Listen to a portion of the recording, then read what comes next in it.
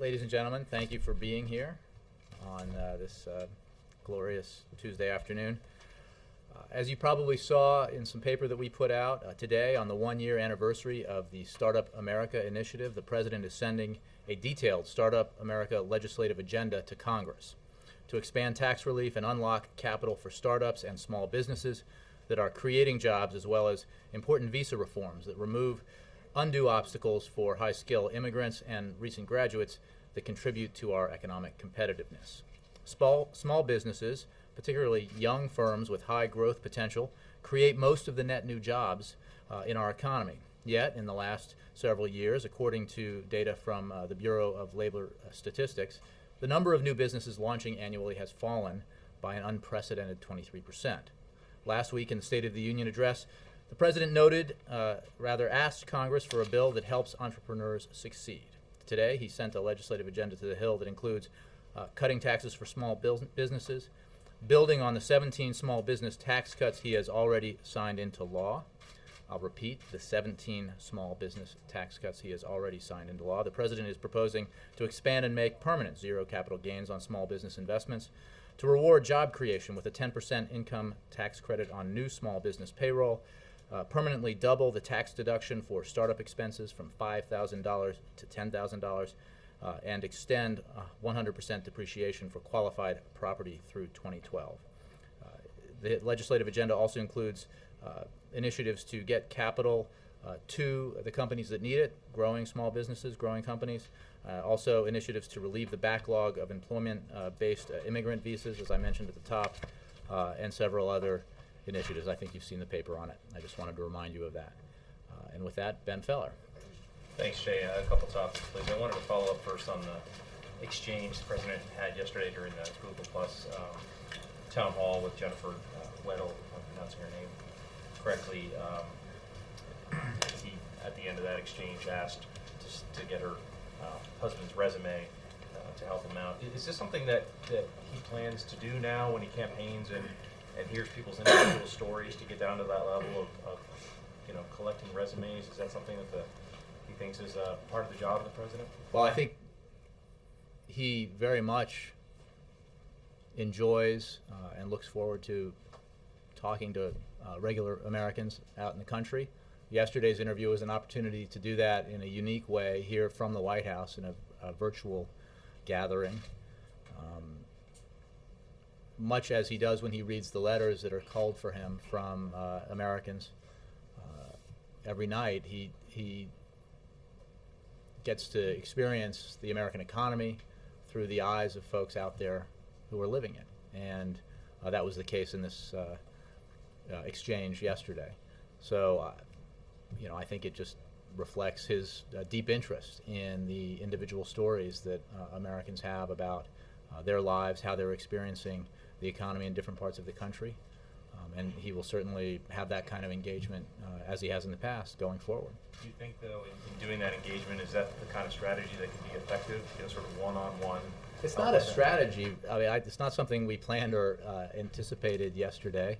It obviously depends on when he meets folks out on a bus tour, for example, or in some other forum out in the country, or through the interview yesterday.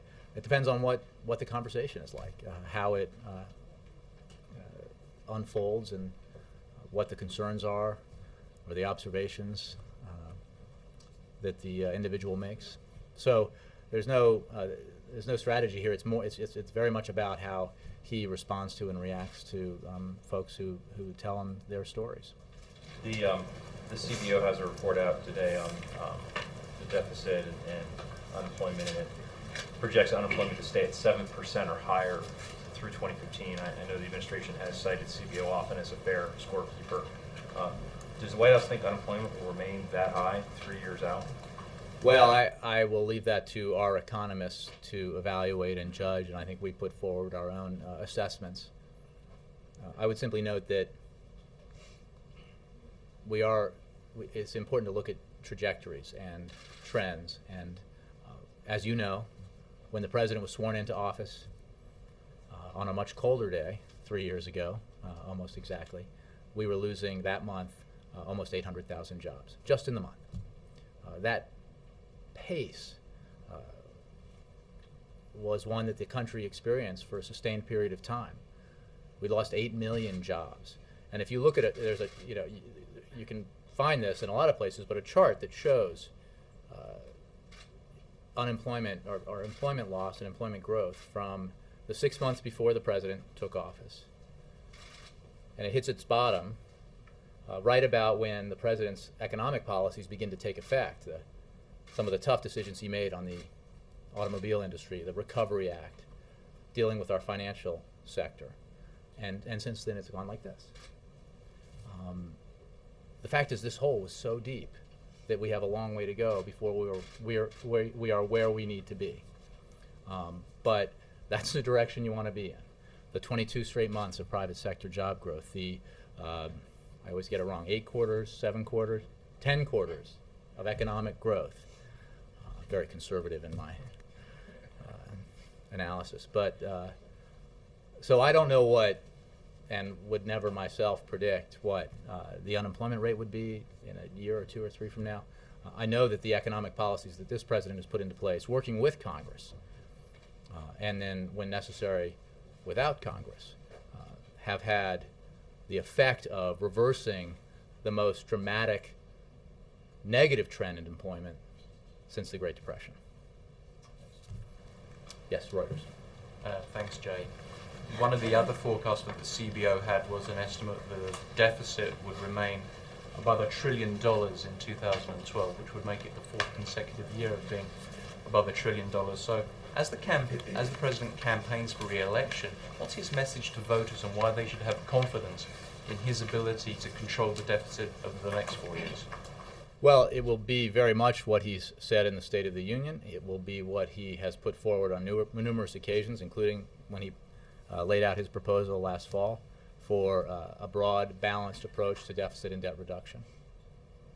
As you know, Alistair, I won't recite all the statistics about the economic free fall that this country was experiencing when the president took office, which came on top of a sustained period of growing deficits and debt after 2 wars that were unpaid for, expansion of Medicare that was unpaid for, 2 enormous tax cuts that benefited overwhelmingly the wealthiest Americans that were unpaid for, that resulted in an 8-year process that began with surpluses as far as the eye could see and ended with significant deficits.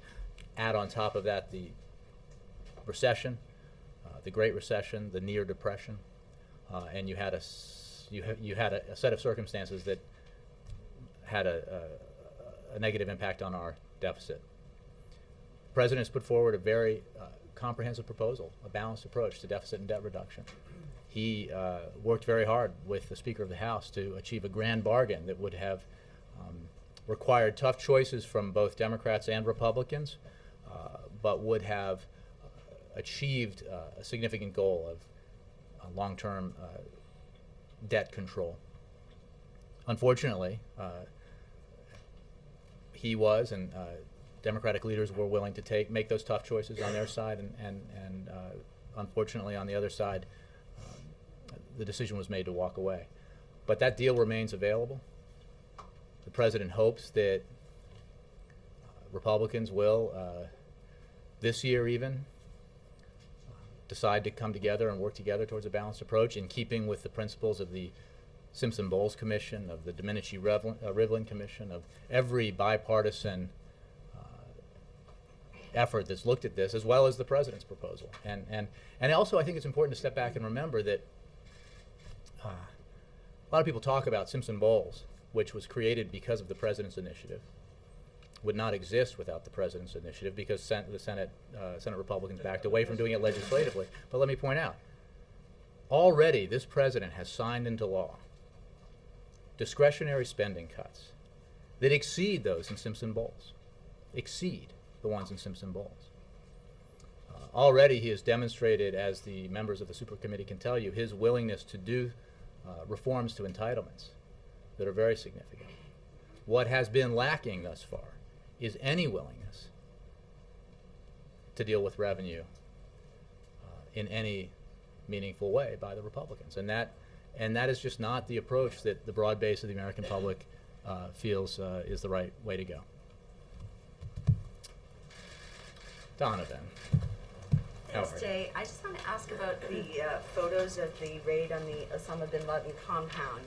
There have been reports that some of them may be released. Was that in the British media? No, that was actually in the Atlantic Wire. Thank you. The president has said previously that he does not favor the release of any of these photos. Couldn't there be portions of the imagery that could or should be released without implicating national security? I honestly have not seen those reports. The president's position on the release of images of Osama bin Laden in particular was very clearly stated at the time and has not changed. I would have to either refer you to the Defense Department on the broader question of other photos that may exist, and I can take that question as well. Yes. Jay, in the President's Google Plus video chat, he acknowledged for the first time the classified drone program. Why did he do that? I'm sorry, can you be more specific? He acknowledged the drone program for the first time. Well, I'll tell you, since his first, since his first day in office, President Obama has directed that we use all tools of national power in an aggressive campaign to thwart the terrorist threat posed by Al Qaeda and to degrade and ultimately destroy that organization. While Al Qaeda has been significantly degraded as a result of our counterterrorism operations, the group continues to pose a serious threat to U.S. interests, including to the homeland. That is why we remain relentless in taking the fight to Al Qaeda wherever they seek safe haven and support. And I will also note that a hallmark of our counterterrorism efforts has been our ability to be exceptionally precise, exceptionally surgical, and exceptionally targeted in the implementation of our counterterrorism operations. And that was the point the President was making. This is something that President Obama has demanded, and all of our efforts, counterterrorism efforts, are designed with precision as an essential component. Was it purposeful, what he said? Look, I would just refer you to what the President said and to note that the point he was making is that our counterterrorism efforts, by his order, include very concerted efforts to be targeted and surgical. He doesn't address whether it was purposeful or not. I mean, that's what I'm asking, if he made a mistake. He's the Commander-in-Chief of the Armed Forces of the United States. He's the President of the United States. I would point you to his comments. I'm not going to discuss broadly or specifically supposed covert programs. I would just point you to what he said. And can I ask you, is the transcript of the video chat going to be on whitehouse.gov? We don't tend to release, we don't put out transcripts of interviews with, but... The town hall, the Facebook, and the Twitter town halls, I believe? Well, I'm sure we can make that available. Sure. Yeah, Ed. Jay, two things. Stock Act. You put out a statement of administration policy yesterday supporting it. Senator McConnell and others on the Hill are talking about how the executive branch should also have tougher regulations on insider trading. Is that something the President supports? We support the Stock Act that's moving through the Senate. I would point out that the legislation is designed to bring Congress up to the standards that are abided by and have been abided by the executive branch for some time now, including presently. So I suppose I understand the attempt to divert attention from the purpose of the legislation, but we're glad that it has broad support. We support it.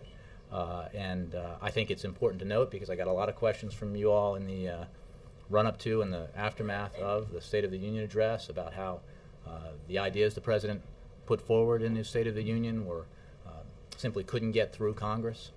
And I would note that here we are just 1 week after that address, and one of his ideas is moving with great speed through the United States Senate. Second topic, the Catholic Church. It was a pretty extraordinary situation on Sunday in parishes all across the country. Individual priests were reading letters from their bishops in that particular parish that were pretty much denouncing the Obama administration about these provisions dealing with contraception, Catholic hospitals and whatnot in connection with the Affordable Care Act. I guess my question would be, how does the administration justify having the federal government institute a law that basically forces people to violate their religious beliefs? Well, that misrepresents actually what How so? the decision about the implementation of the Affordable How Care does Act. that Well, misrepresent? let me answer. The decision was made, as we have said in the past, and Secretary Sebelius has said, after very careful consideration, and the administration believes that this proposal strikes the appropriate balance between respecting religious beliefs and increasing access to important preventive services. We will continue to work closely with religious groups during this transitional period to discuss their concerns. It's important, to go to your point, that this approach does not signal any change at all in the administration's policy on conscience protections. The President and this administration have previously expressed strong support for existing conscience protections, including those relating to health care providers. That support continues. I also would just note that our robust partnerships with the Catholic Church and other communities of faith will continue. The administration has provided over $2 billion to Catholic organizations over the past 3 years, in addition to numerous non-financial partnerships that promote healthy communities and serve the common good. The bishops are saying just the opposite. They're saying that basically if somebody's working in a Catholic hospital and they don't cover contraception for their employees, that they're in violation of the federal law. So I don't understand how you're saying that there's still conscience protections. They would violate the law, wouldn't they? Well, this does not direct an individual to do anything, first of all. The new guidelines require most private health plans to cover preventive services, including contraception, for women without charging a copay, coinsurance, or a deductible. The guidelines were recommended by the nonpartisan Independent Institute of Medicine. The administration also released a proposed regulation that allows nonprofit religious employers that offer insurance to their employees the choice of whether or not to cover contraception services. After reviewing comments from the public, the administration announced that the final rule on preventive health services will ensure that women with health insurance coverage will have access to the full range of recommended preventive services, including all FDA-approved forms of contraception. And I would just note that we will work with religious groups during a transitional period to discuss their concerns. But this decision was made after careful consideration by Secretary Sebelius. And we believe that the proposal strikes the appropriate balance between religious beliefs on the one hand and the need to increase access to important preventive services for women. Last thing on this, E.J. Dionne, though, I mean, a lot of Republicans have attacked it. When a Democrat who's Catholic, E.J. Dionne, wrote in the Washington Post yesterday that the president, in his words, utterly botched this policy, and he said he, quote, threw his progressive Catholic allies under the bus. So despite everything you just read, Well, so I you guess have Democratic Catholics the idea saying that there's- that's not true. That there are people who disagree. Well, Ed, all you're pointed out is that there are people who disagree with the decision. We understand that not everyone agrees with it. All I can tell you is it was made after very careful consideration based on the need to balance those two issues, and that the necessity to provide access to preventive services for women was an important consideration. What about the constitutional right to freedom of religion? Is that still? I don't believe there are any constitutional rights issues here, but I would refer you to others to discuss that. That's not. I understand that there's controversy, and we understand that, and we will continue to work with religious groups to discuss their concerns. But on the other side of this was the important need to provide access to women to the preventive services that they require. And, you know, the thing you just read to me was a political observation. This was a policy based on the merits. If I could follow up on No, that. let me move around here. The Bishop of Phoenix said Catholics shouldn't comply with this law. Would there be any consequences for not? I'm the wrong guy to ask. Margaret. Thanks. On Iran, DNI Clapper told Congress today that that it appears that Iran, or some officials in Iran, are more willing to consider direct attacks on the U.S. right now. And what I wanted to ask you is, do you have any specific credible information about any such efforts? What is the president doing to stay aware of this? How is the administration responding? And would the U.S. what did you call it? drone program potentially apply to Iran as well, or only to places with direct al-Qaeda concerns? I would note that you began by quoting the head of the DNI, the Director of National Intelligence, who's far more appropriate a resource for answering questions about our intelligence on Iran than I am. I can tell you that broadly, Iran is an issue that this president's very focused on and receives regular briefings on from his national security team, including members of his of the intelligence community.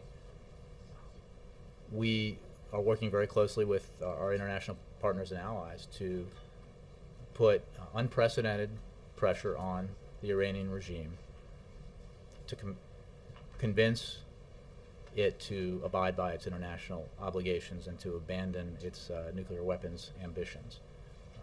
That process continues. We're fully aware of the fact that Iran and elements within Iran, have less than benevolent observations to make about the United States and our interests and allies. This is obviously, and always has been, a very serious issue, and this president takes it very seriously.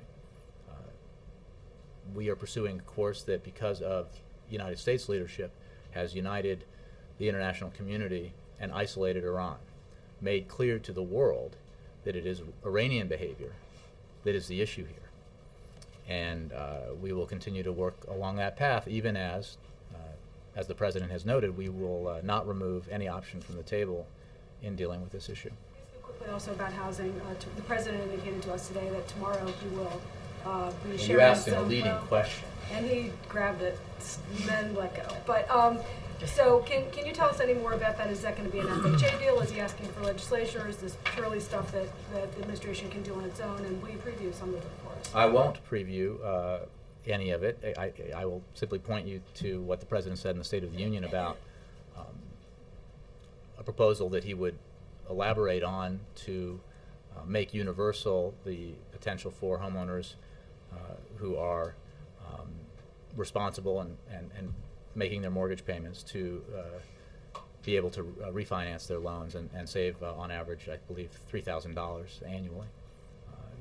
When he does speak to this issue, he'll provide more details on that, as well as some of the other housing initiatives that he talked about in the State of the Union, but I'm not going to get ahead of the President. But it would require congressional action. Well,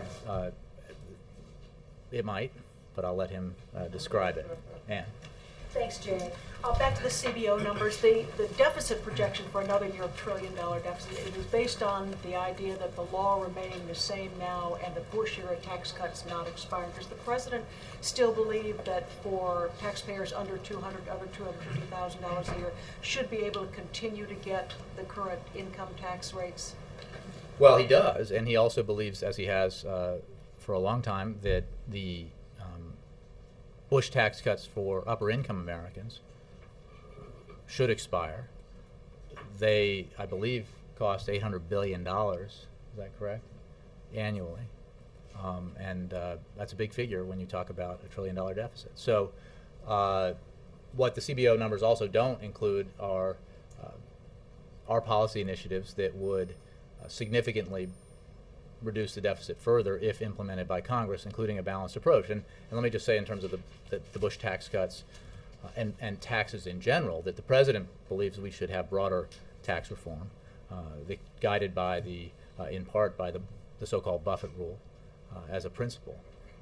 But in terms of the Bush tax cuts, yes, the President believes that Americans, families making under $250,000 should not have their taxes go up, but that the upper income tax cuts that Bush implemented, and which were very, very costly, and in this time of significant deficits, should not, as he has said in the past, should not be extended. And on the job side, where the CBO projects that unemployment will actually go back up over 9% during 2013, does the President think that that the jobs ideas that he talked about today and set up, haven't several of those already gone through the House, the problems the Senate? The ones he talked about today? The ones that he sent today, in terms of for the small business. I would have to take the question. I'm not sure specifically which pieces of legislation you're talking about. The way he deals with Congress. Oh, they've been back for a week now. He's done the State of the Union address. And there's some of these ideas he keeps saying Republicans should, will he just simply send things up? Will he change the way he will deal with the Republican and the Democratic? No, he'll continue leadership? to try to work with members of both parties in Congress, leadership and rank and file, to reach a consensus on measures that, like business tax cuts for small businesses or investments in infrastructure that have traditionally enjoyed bipartisan support. I mean, you are right that, the holdup has often been the House and the House Republicans, but there has been obstructionism in both chambers. I would note on the CBO projections that they do not include, obviously, this president's policies for job creation and economic growth, which, if implemented, would, as outside economists have made clear, increase growth and increase job creation. Bill. Let me go back to the health insurance regulation for a second. You made the point that it was Secretary Sebelius' decision, but isn't it the president's decision? And isn't he the one responsible? Sure. I mean, ultimately? it's an HHS, as I understand, an HHS process, but the president concurs in the decision and in the need to find an appropriate balance between religious beliefs and access to preventive services for women. But it's been pointed out by a number of people that it would have been easy to find a compromise that didn't require Catholic hospitals to go against the beliefs of their faith in order to serve everybody. Well, I'm not sure that it's easy to say that things are easy when you're saying it from the outside. The balance here that was sought was found, an appropriate balance between religious beliefs and the need for access to preventive services. And it's quite clear that a lot of people don't feel that there's any balance here, that it is in fact an infringement on their ability to practice their faith. Well, again, Bill, I can keep telling you our view. I certainly appreciate that there are folks out there who disagree, but this was done with full awareness of the concerns that have been expressed on both sides of this issue, and was a decision that was made on the policy merits that also weighed the very issues that I described. I think it's fair to say that while there are those who take issue with the decision, millions and millions of American women will have access to preventive services as they should appropriately through the healthcare reform bill. Kristen. Jay, thanks. Going back to the drones, President Obama said that drone strikes have not inflicted huge civilian casualties. How can the administration be so certain that there hasn't been a large civilian toll? Kristen, I'm going to attempt to forestall any further questions about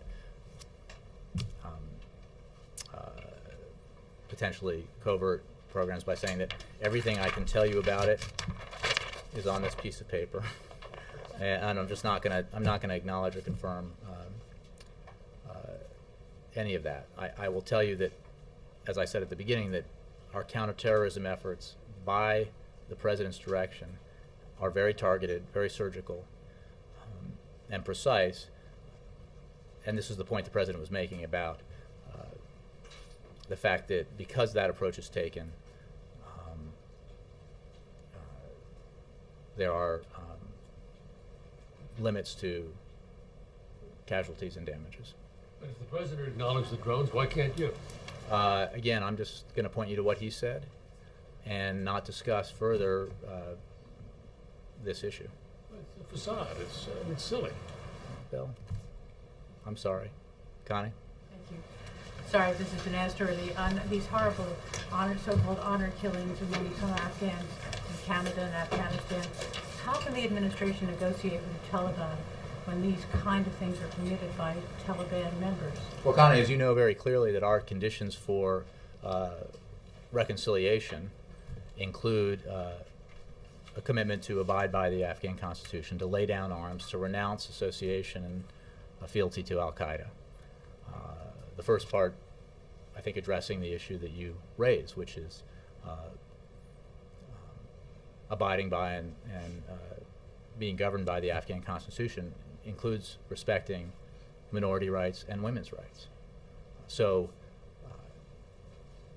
in the Afghan-led process of reconciliation, those are the conditions for Taliban reconciliation, participation in the process. Those elements of the Taliban who don't abide by those conditions will not be reconciled. Mark. Thanks, Jay. I'm not sure whether this is going to fall into what you just laid out as your quarantined territory, but Give it a shot. during that interview yesterday, the president talked about, in some detail, places where these strikes were being carried out in Pakistan, and it's also well known that part of the arrangement Pakistan and the U.S. have had over time on this is the U.S. doesn't say much about this. If anything, Pakistanis don't have to acknowledge publicly how much of it is actually happening. If the commander-in-chief comes out in a public forum in this kind of detail, discussing an operation in another country, isn't there a risk that you're going to make it much tougher to continue carrying out these operations? I appreciate the question, Mark. I will simply say that the point the president was making, in not very much detail, was that through a decision that he made and a directive that he gave, a considered effort is made to be very surgical and precise in the implementation of our counterterrorism efforts, and that the purpose being to limit unintended casualties and damage in those efforts.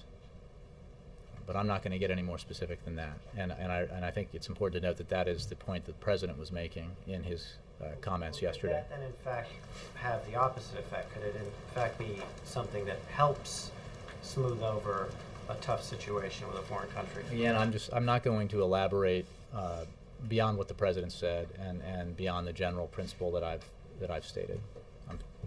Yes, sir. Getting back to Ben's And then David. opening questions on this resume conversation the president had yesterday. What exactly is going to happen to the resume from this guy, and what are you going to do about the inevitable tens of thousands of resumes that are going to be sent here because of that? Well, I can simply say that my understanding is the resume has been sent and received, but I don't have any further guidance to give you on what might happen beyond reviewing it. And I think, to go back to my discussion with Ben, the exchange reflected the president's sincere interest and concern in the experiences of folks out in the country and how they're dealing with what remains a very tough economy, even as we continue the recovery that